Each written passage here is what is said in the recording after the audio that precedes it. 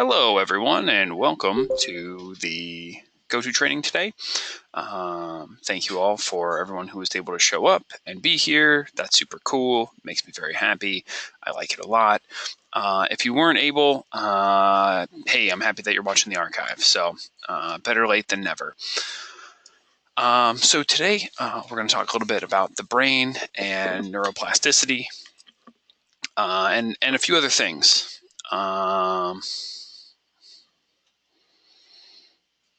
So right, there we go. Parts of the brain and functions, as well as playing the brain and neuroplasticity.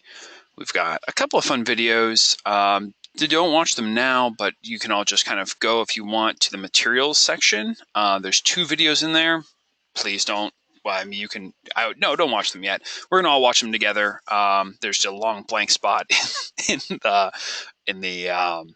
where I'll give you a break and we'll all watch them together and then we can talk about them. But just so everyone knows, they're in the material section. There's 2, but we'll get to those in a little bit. So the oldest part of the brain, the cerebellum, brainstem and cerebellum, it's what they call the reptilian brain. And the brainstem is breathing, heart rate, things like that. Basically, what your body functions with.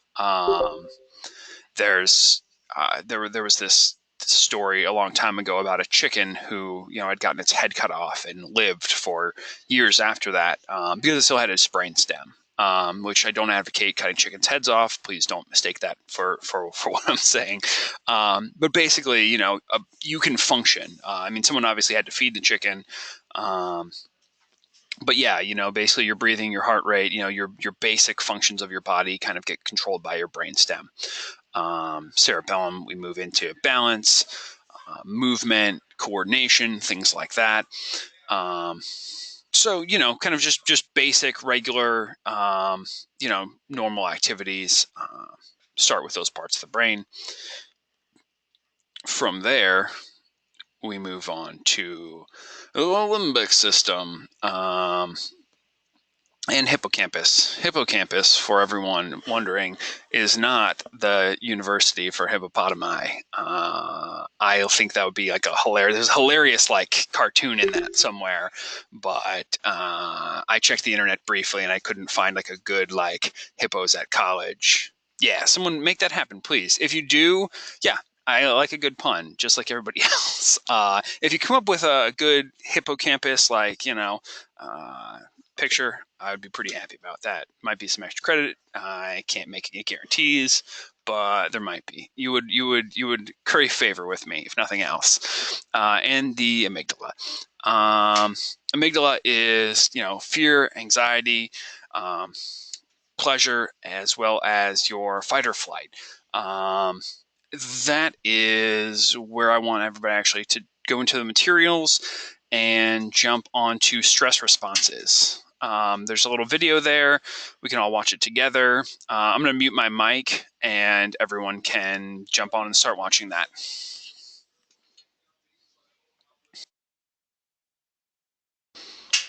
If anyone is having trouble getting the video up, I'm going to copy and paste the link into the chat box. So check that out either through the material section or through the link in the chat box.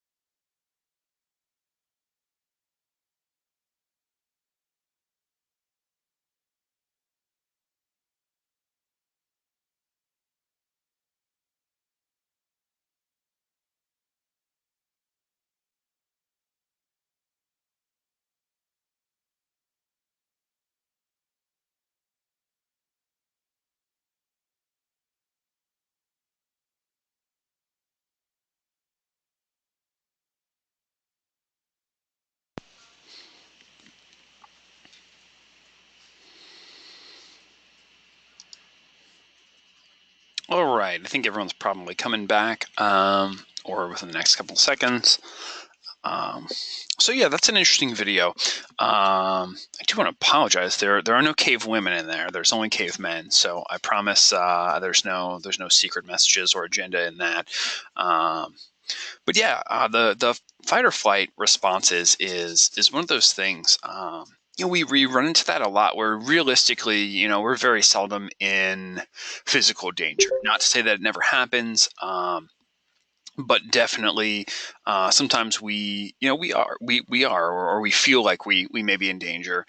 I know that a lot of people have the same responses with confrontation. Having to bring something up to someone. Just it can be anxiety causing. And it doesn't have to be, we're faced with, somebody who's trying to fight us or something else. Does anyone had anything that really stands out to them where they were like, oh, this was one of those times when I definitely had the fight or flight response that they want to talk about by raising hands, preferably?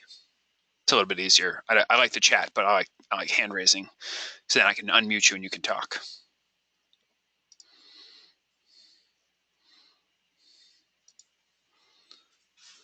Before your driving test, okay, yeah, definitely. That's one I think a lot of people get pretty anxious about. Well, before any test, really, can be one. Anybody else?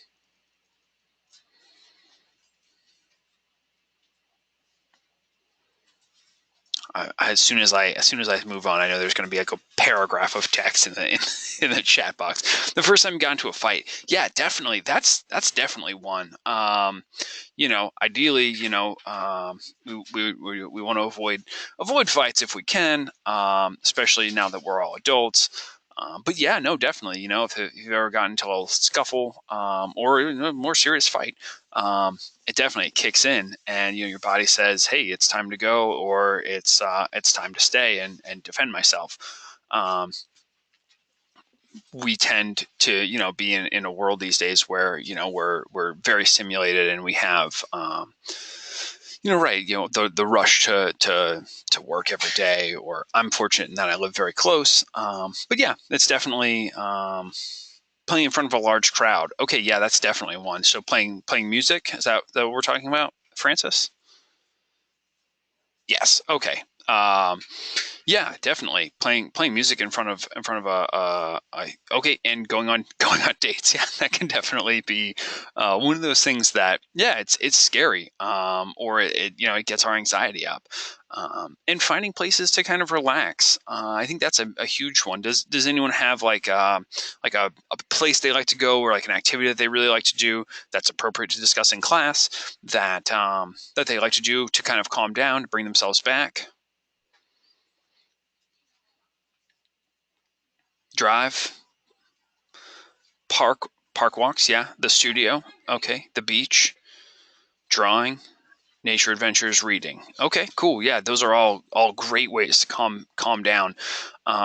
It's funny. I find I like to go running. If I've had a long day or I've been stressed out about things, I like to go run. I have this path set out that I like to go running on.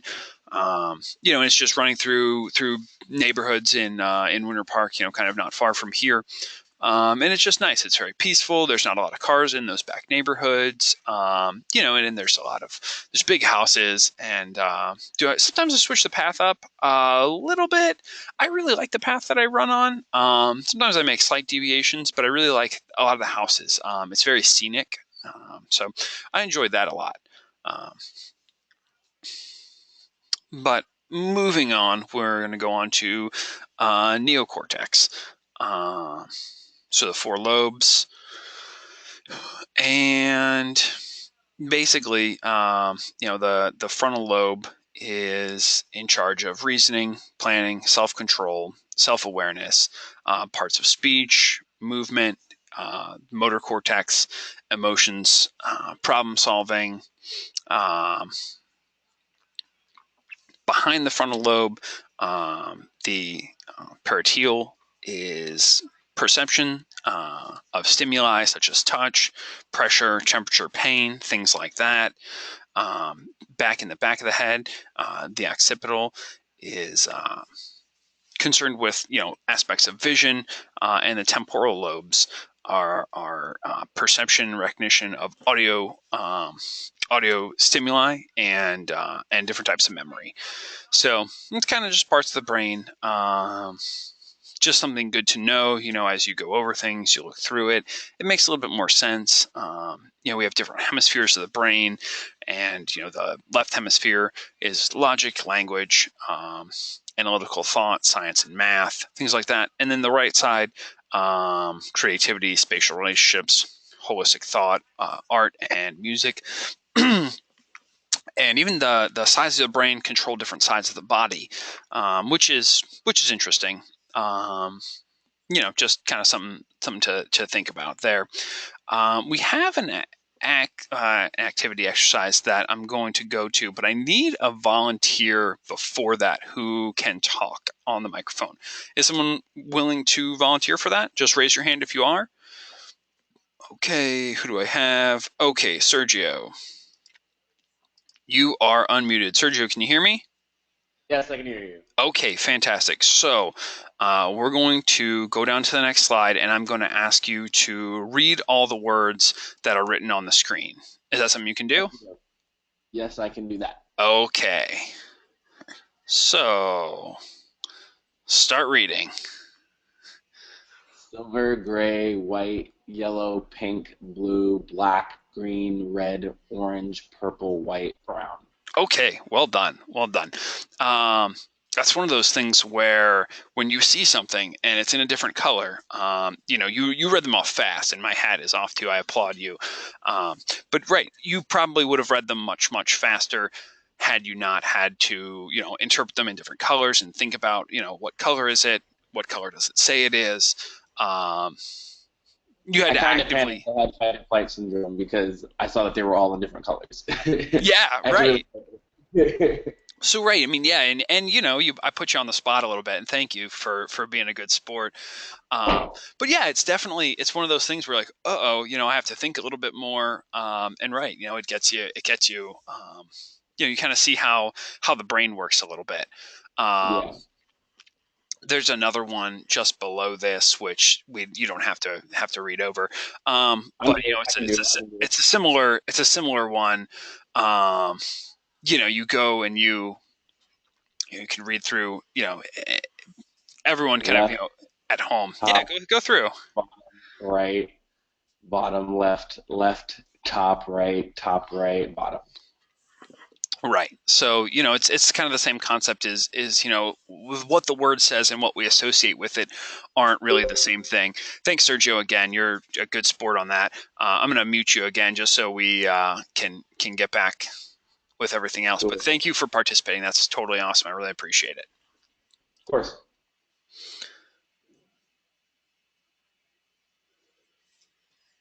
Oh, okay. Yeah. Oh, definitely the naming which side they're on without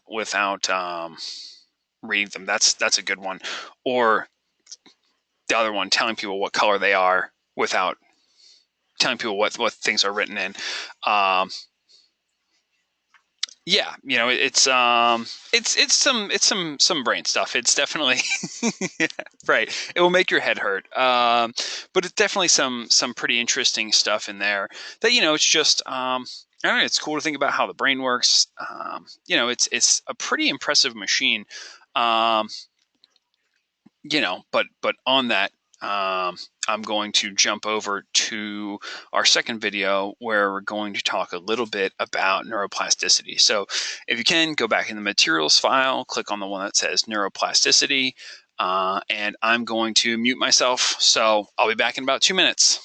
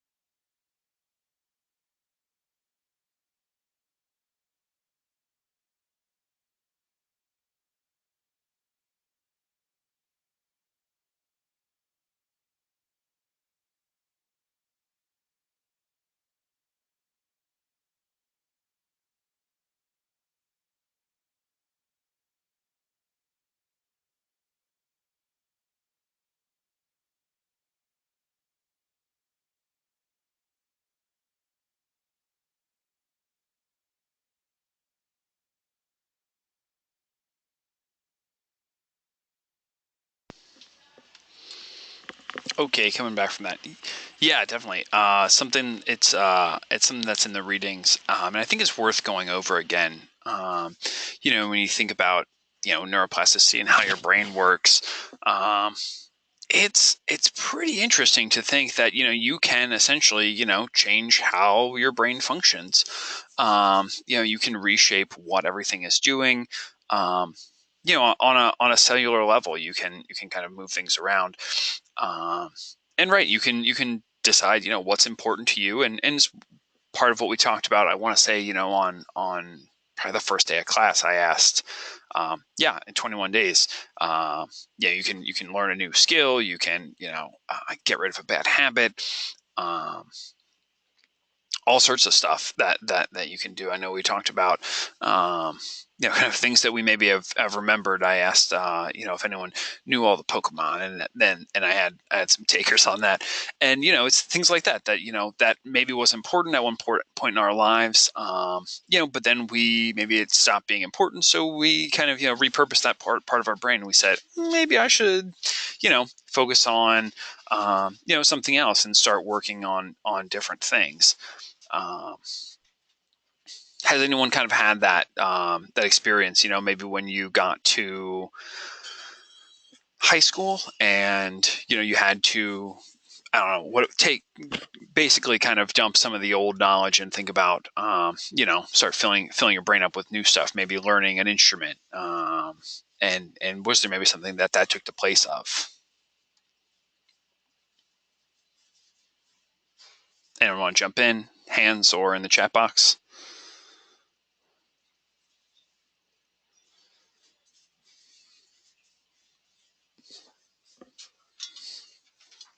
Is everyone there? Oh, yeah, there we go.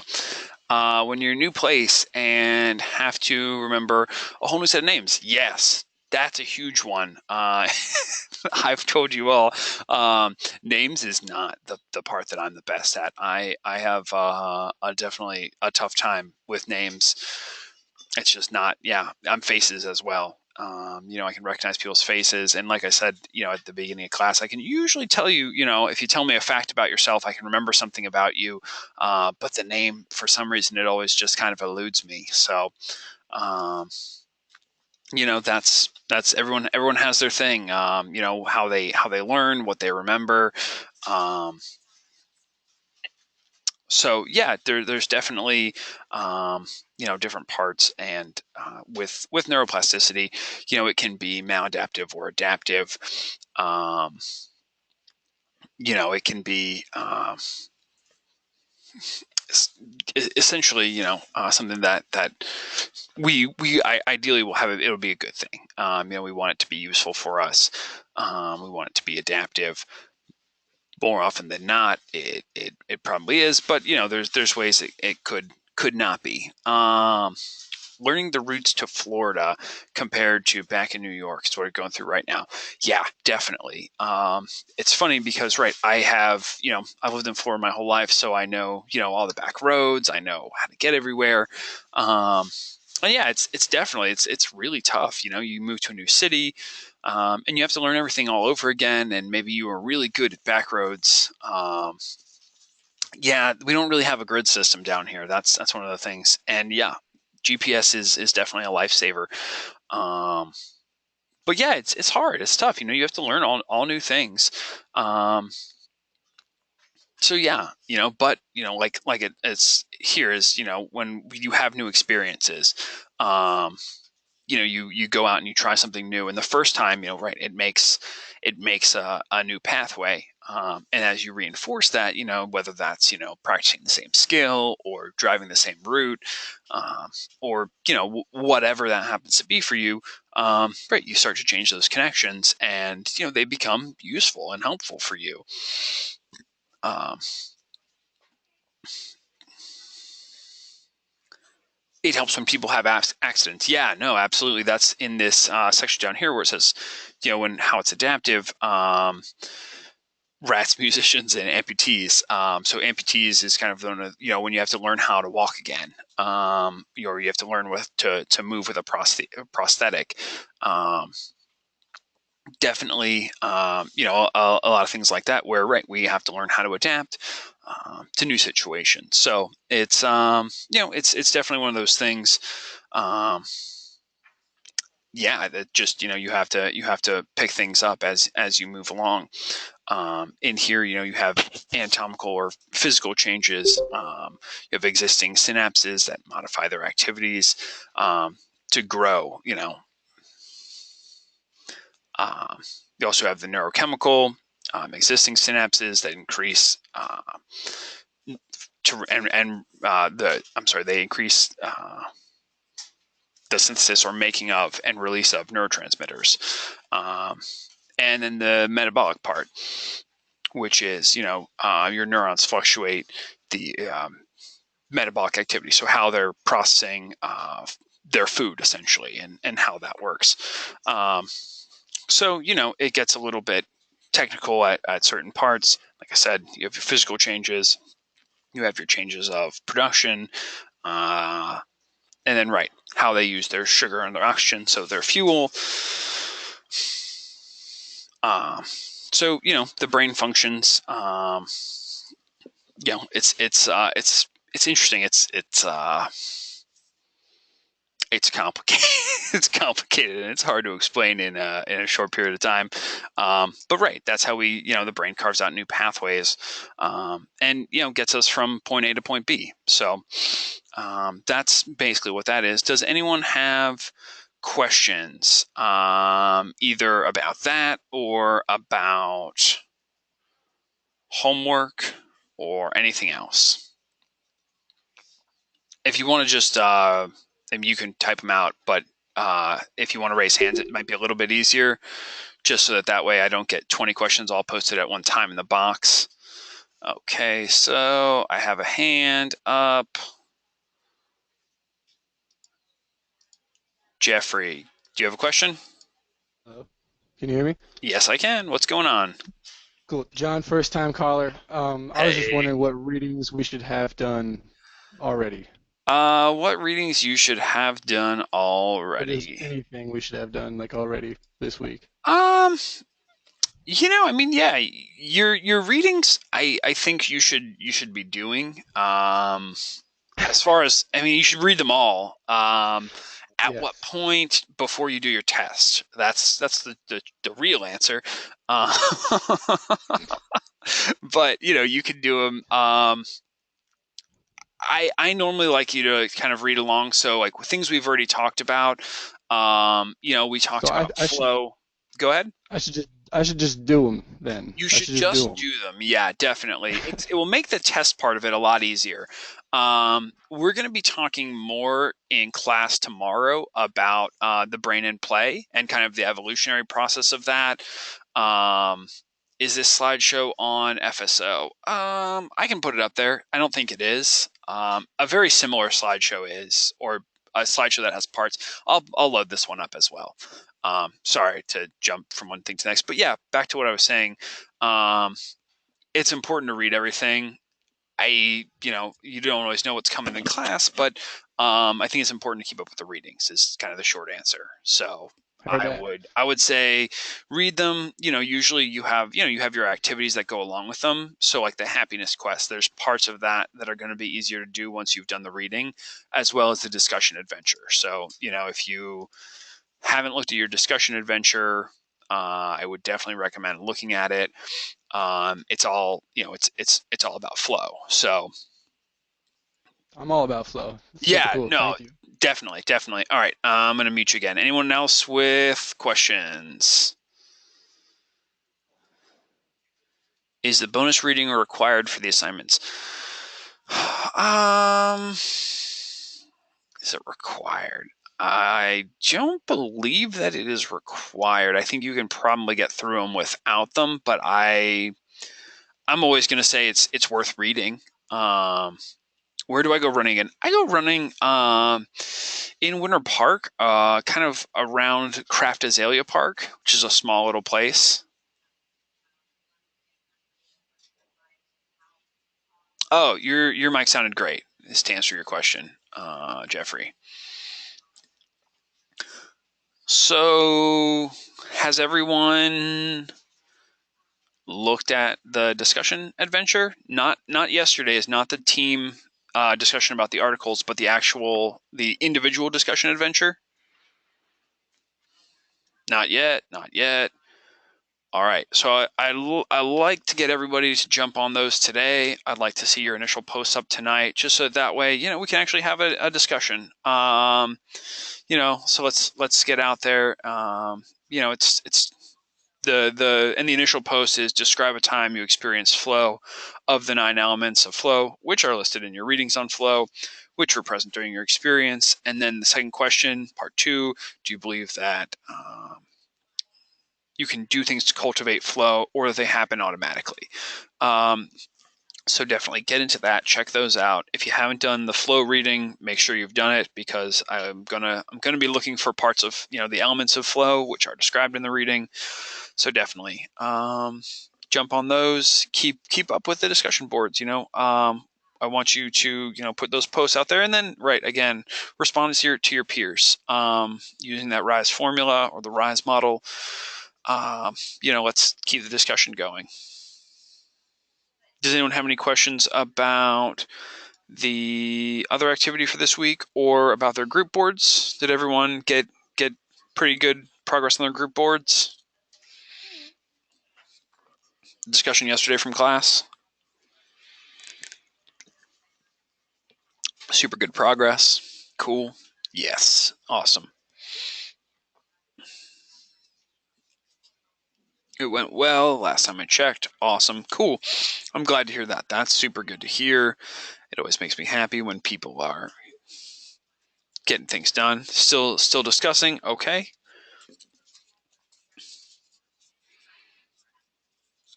If you weren't there, you should contact your group. Yeah, the assignment was to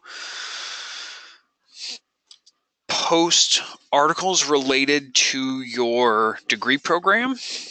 So like news articles or scholarly articles about your degree program, and then discuss them with your peers in your group. So definitely talk to your group if you haven't done that already. Everyone is running through quickly, so give me a second. 6 got 3 posts up in the middle of discussion. Awesome, that's good to hear. Oh, looks like Corey will text you. Okay, cool. And then the happiness quest. Who's looked at the happiness quest? Some people? Me. All right, good. I'm glad to know that some people are looking at it in the middle of the happiness quest. Okay, cool. That's great. I'm glad to hear that. It's a super fun activity. I would definitely recommend getting it done, kind of over the course of the week, instead of all trying to cram it in on one day. It's kind of a lot to do all in one day, especially there's certain activities that have to be, there's one of them is like a happiness journal, which is, kind of a couple of days worth of entries. So, I would recommend, if you haven't checked that out, look at it, think about what you want to do. It's really fun. The whole idea of it is to kind of have everyone have a little bit more happiness in their life, do some meaningful stuff. So check those out if you haven't already. Does anyone have any other questions?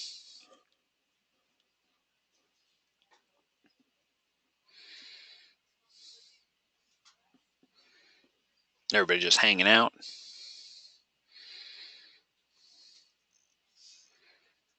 Always hanging out. Okay, that's, yeah, all right.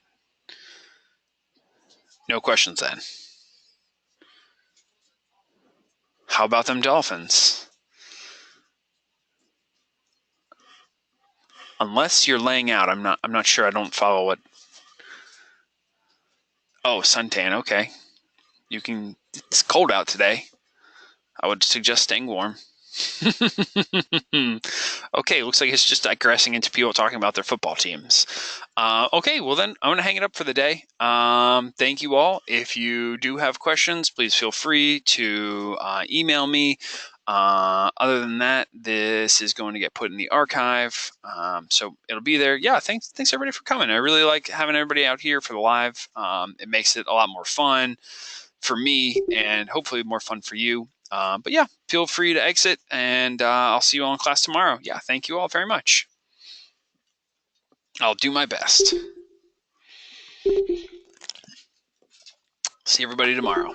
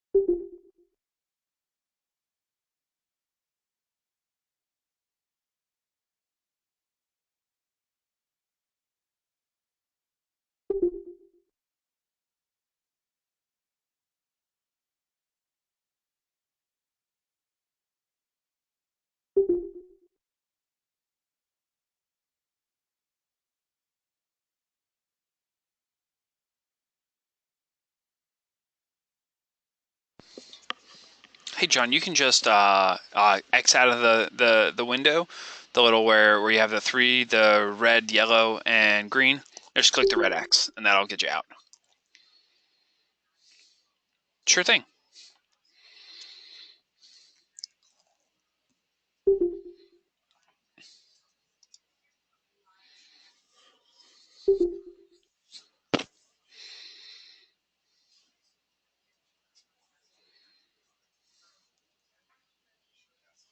Anybody have questions?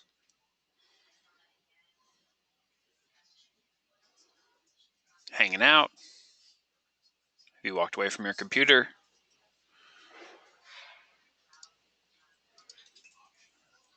Jared, you there?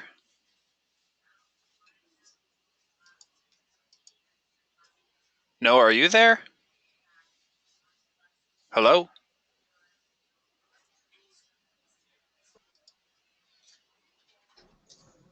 Hello?